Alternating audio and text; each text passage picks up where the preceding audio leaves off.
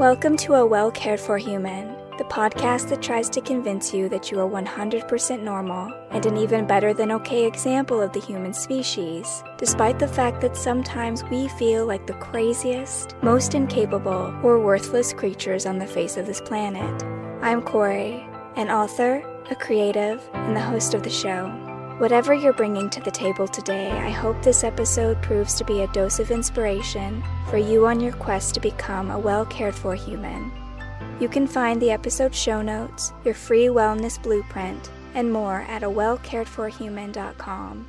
And as always, thank you for listening. Hello humans, it's your host Kory, and today we're going to talk about self-worth, particularly how outside forces or external circumstances, things that happen in our life, how it tends to affect our self-worth particularly. And I'm going to approach this a little differently today, and what I'm going to do is I'm going to tell you a story that I wrote in my journal, and I often, I'm already embarrassed and I'm alone in an audio booth, nobody can see me, and for some reason I just feel really shy. But I do this thing in my journal where sometimes I tell myself little stories about something that I'm thinking about or something that I'm working through so that I can better understand it from a different angle.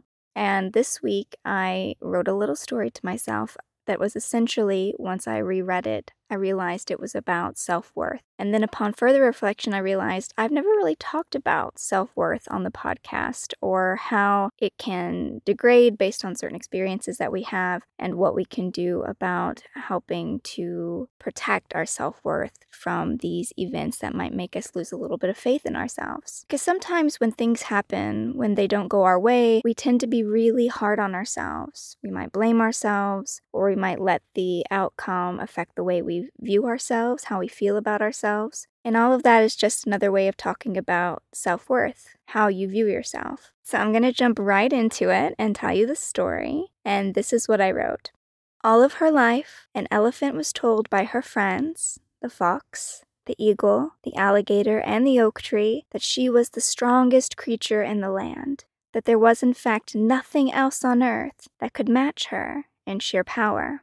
So the elephant grew up believing in her strength and her ability to move anything she wanted in this world. And on a hot afternoon, she got separated from her friends. Having eaten too much in the shade of a fragrant tree, she had lain down and fallen asleep. And when she woke up, she saw that her friends had moved further along the path and were out in the distance. And just as they disappeared around a great mountain, the elephant leapt up and rushed to catch up with them.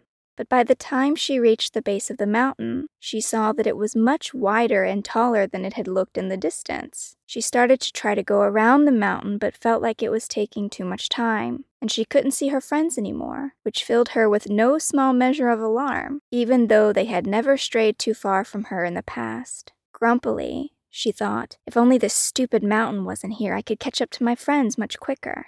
Then she got an idea. She thought, I'll move the mountain. Then I'll be able to see my friends and catch up to them in no time. Pleased with herself and her good idea, the elephant began to push. Of course, nothing happened. It was a mountain, after all.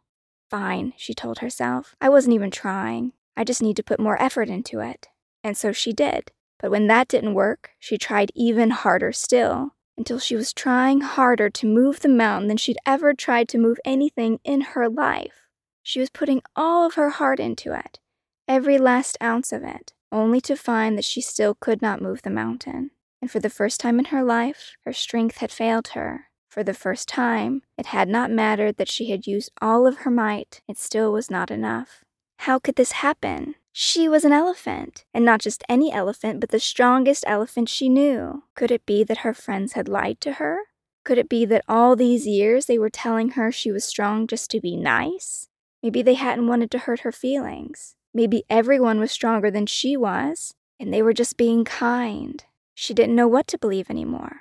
Who was she if she wasn't strong? Who was she if she wasn't powerful? Who was she if she was no longer who she thought she was? Doubt was now planted in her heart, and doubt is heavy. In fact, it might be the heaviest thing of all to carry, especially in a heart.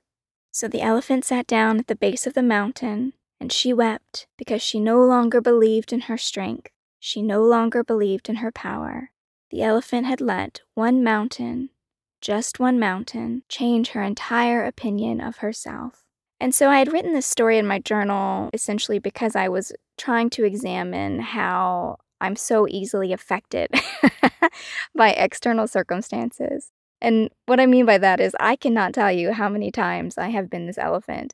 I am very guilty of being the sort of person who believes that if I just worked harder, if I just gave more, if I just kept pushing, if I could just do whatever needed to be done, I would get the result I wanted. And if I couldn't succeed, if I could not make things turn out the way I thought that they should be, it was never that the conditions weren't right or that the situation just wasn't in my favor. It was always because there was something wrong with me. I always took that on myself. I always blamed myself. Every time I tried to enact my will on the world only to find it unmoving, I questioned whether or not I was really strong at all. And it doesn't seem to matter how many people in my life tell me the contrary. And another very personal story about that is in 2020, when my mom was murdered, my writing business also started to fall apart. Because at this point, I had been a full-time author for almost 2 years. I became a full-time author in 2018. And so I was writing and releasing 4 to 5 books a year, which is a grueling pace, but it was what I wanted to do, and I had enough time to do it. And of course, because I had told myself that all I needed to do is to work harder to move that mountain. And I felt reinforced in this decision because I was now making more money than I ever had at any point in my adult life or in any other job that I had. Of course, the bar for that was quite low because before that I was a teacher. And there are no teachers anywhere rolling in the dough from what I'm aware of. But then the phone rang in July of 2020, and I got a call from my uncle saying that my mother was dead, and then another from the homicide detective, which you know that whole story if you listen to the Who Killed My Mother podcast. And in the months that followed, I just did not have the same motivation or focus that I had had before. I could not concentrate on the many needs and demands of my author business. Because running a business, it requires a lot of work, and that's especially true if you are also the product. And so what I mean by that is not only did I have the business things to do, such as running the numbers, coming up with marketing plans, content plans, doing any kind of social media or email marketing or anything that you have to do to actually sell the books, to get the books in front of people. But I also had to do the work of the creative, which is writing the stories, editing the stories, making them good enough that I felt comfortable releasing them out into the world. And so when I couldn't focus and I couldn't concentrate, all of that began to fall apart on me. And I started asking myself questions like, how could I let this happen? I tried my best. I gave it my all. I worked really hard to build this business. I wrote 20 books, not just 1 or 2 books, and then tried to tell myself I was an amazing author. I did it 20 times. So how could I let this happen? And so it really affected my self-worth in a sense because I had this view of myself as a full-time writer, as a person who was very strong-willed, as a person who could just do what needed to be done. If I just worked hard enough, I would get what I wanted. It had not occurred to me that you could also work very hard and still not get what you wanted, which clearly shows my naivety, right? Because I know that there are many people in the world who put their heart and soul into something and it still doesn't work out, and that's absolutely crushing. But in that moment, I was asking myself, how could I let this happen? That it was absolutely my fault. It wasn't the fact that my mother had died and that I was grieving. It wasn't the fact that in the back end of the ebook stores, there are all these algorithms and things that dictate what books are made visible to people. And they had made a few changes around that time also that made it harder for people to see my books. Nope, it didn't matter that there were these external factors. I only believed that I must have been the one who did something wrong, that it was completely and 100% my fault that my business was now failing, that I somehow should have been able to control my mother's life, that I should have been able to control my uncle's actions, that I should be able to control the book sales and markets, that I should be able to control my emotions in the face of a loss like that. Because the truth is that I didn't let anything happen, did I? The winds just changed. A mountain fell from the sky, and I tried to push it out of my way, and when I couldn't, I became convinced that I wasn't who I thought I was. I wasn't such a hard worker after all. If I was going to let grief interfere with my daily word count, I couldn't be a hard worker.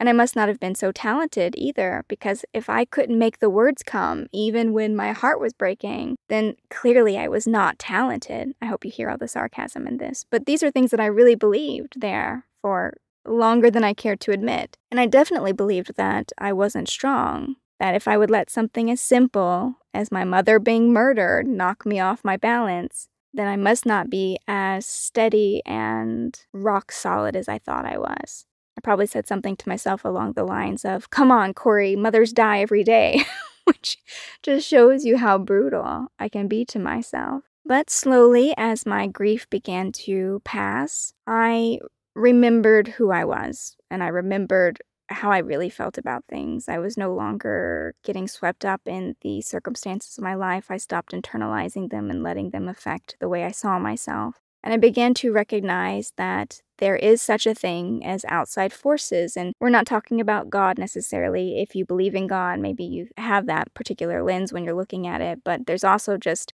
chance, luck. Things happen, things change. Be they mountains or gravity.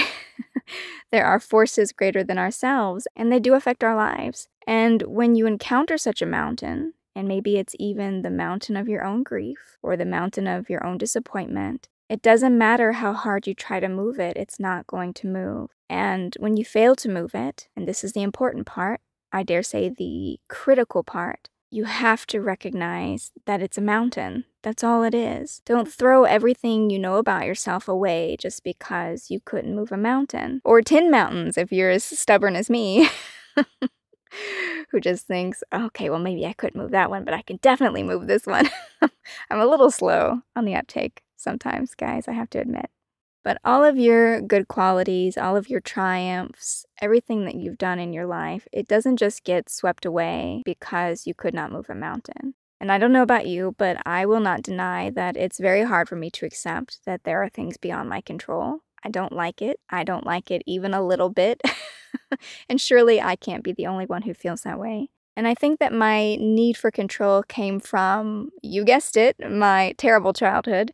It wasn't only having two unreliable parents in my life whose various life decisions, each more disastrous than the last, seemed to be like mountains dropping from the sky, like a good old April rain, but it was also my father's disdain for weakness. So I have a narcissistic father, narcissistic personality disorder, and he really left no space for me to ever ask for help, because the price for asking for that help was always way too high. Why would I ask him to help me if, in order to get that help, I had to listen to 30 minutes or an hour of him critiquing me, telling me that I was the most bow-legged, buck-toothed, bad-skinned girl in the world, and then if I could just learn how to walk properly with one foot in front of the other, or if I could just let him slap braces on my teeth, or if I learned how to use a washcloth properly, which are all things he said to me, by the way, because it can't possibly just be normal teenage acne. It's absolutely because I don't know how to use a washcloth in the shower. And so I learned pretty quickly to just stop asking for help, because who wants to be spoken to that way when you ask for something? Who wants to be critiqued about how stupid or ignorant you are whenever you dare to show weakness? It was far easier for me to develop hyper-independence and learn to ask no one for anything ever, which is super healthy if you didn't know. It was so much easier just to develop that hyper-independence than to take the risk of asking someone for help and then them making me feel really stupid asking. It was too hurtful. I couldn't handle that. My poor little heart couldn't handle that anymore.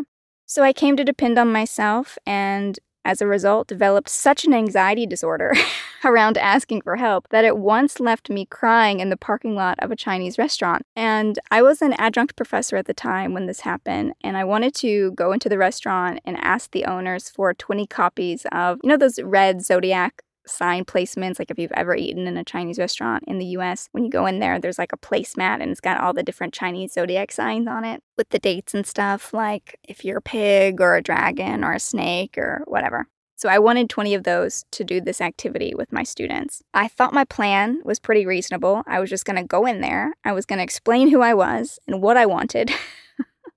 And I would offer to buy some lo mein or whatever to go if I needed to. And then it was just gonna leave, right? Like that was a pretty simple plan. There was nothing crazy happening here. But I was so emotional about the idea of asking someone for help and then I don't know what I thought they were gonna do to me, say no, or just make me feel really bad and make me feel stupid, that I was white-knuckling the steering wheel. My heart was racing, like absolutely pounding in my chest like I was running a marathon. And tears were just in the corners of my eyes. I wasn't sobbing, it wasn't that bad. But I mean, I was paralyzed with fear and I had the little tears in the corners of my eyes and I just kept being really hard on myself about it. I was like, this reaction is so stupid. Why are you getting so upset? This is the stupidest, weakest thing you could ever do. You are the stupidest, weakest person in the world. What's wrong with you? Just go in there and ask them for what you need. But I couldn't make myself do it, even though I was obviously verbally abusing myself in my head. I couldn't make myself go in there. And that's all because I've encountered a few mountains in my life, and because I could not move them, I started to believe things about myself that simply weren't true. I internalized that, and I blame myself rather than the external circumstances I have no control over. And a father who cannot change and who cannot love you, no matter how hard you try, is also a kind of mountain, by the way. So if you have someone like that in your life, I hope that you recognize that as well as part of the story, that it's not just necessarily a goal that you have or something you really want for yourself. Sometimes it's also people. Sometimes no matter what you do for a person, you can't make them change who they are, or you can't make them treat you the way they should or love you the way they should. So please also keep that in mind. But the long and short of it, don't worry about the elephant. She's had a few bad days, that's for sure. But she is definitely finding her way back to her strength and her power, and she's less likely to be really mean to herself outside of a Chinese restaurant, in the car, in the parking lot, and she's much more likely to recognize that it was a mountain, that she didn't do anything wrong, that there's nothing she could have changed about the situation, and it does not diminish her worth or anything that she knows to be true about herself. And so I encourage you to think about the same. Have you let setbacks in your life, whether those setbacks be unkind people or outcomes that you were trying to change, have you let them affect the way you feel about yourself and treat yourself differently and speak to yourself differently and love yourself differently? Have you ever blamed yourself for not being able to move a mountain? Are you really going to let one mountain change your whole view about yourself? And so I hope that going forward, you will practice recognizing mountains for mountains. Recognize when there's something you cannot control. Recognize when there's a person you cannot control. And try not to take those disappointments to heart. It has no bearing on what an amazing person you are. It has no bearing on how beautiful or smart or strong you are. It was just a mountain. It was only ever a mountain. And that's it for today, dear human. I'm gonna leave you with that little thought for the day. I want you to look around at your life and see if there's anything that's getting you down, messing up the way you feel about yourself. Do you have any mountains in your landscape? And if you do, I really encourage you to take a good hard look at that and maybe even do a journal entry like I did. Maybe tell yourself a little story and figure out what these mountains are and how they've affected the way that you look at yourself. And while you're doing that, I will be back next week with another episode of A Well Cared For Human. And until then, please take good care of you. This episode of A Well Cared For Human was written and produced by me, Kory Marie. The music was by Late Night Feeler and Esther Abrami. If you like what I'm doing here, please consider visiting my Patreon. For as little as $1 a month, you get early ad-free access to the episodes, as well as a monthly patrons-only Q&A, bonus videos, and more. Not to mention that your Patreon support lets me know that you find value in the show and want it to continue. You can find me on Patreon by visiting www.patreon.com/Kory Marie. If you can't support the show financially, that is okay. You can still subscribe to the show, leave a review of the show, and recommend the show to your friends, not just the neurotic ones. All of this helps so much. And as always, thank you for listening.